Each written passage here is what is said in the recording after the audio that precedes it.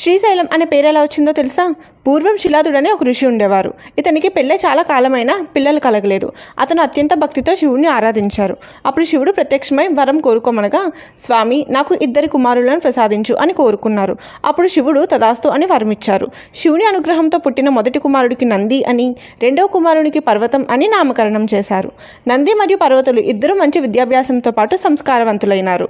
సోదరులిద్దరూ తల్లిదండ్రి ఆజ్ఞ పొంది ఆ పరమేశ్వరునికి ఘోర తపస్సు చేశారు. శివుడు వారి తపస్సుకు మెచ్చి ఏం కావాలో కోరుకోమన్నారు. వారిలో రెండవ కుమారుడైన పర్వతుడు శివునితో, మీ సన్నిధానంలో ఉండే విధంగా పర్వత రూపం దాల్చిన నాపై మీరు ఎల్లప్పుడూ నివసించాలని కోరుకున్నాడు. అప్పుడు శివుడు, నిన్ను సిరి పర్వతుడు అని భక్తులు పిలుస్తారు.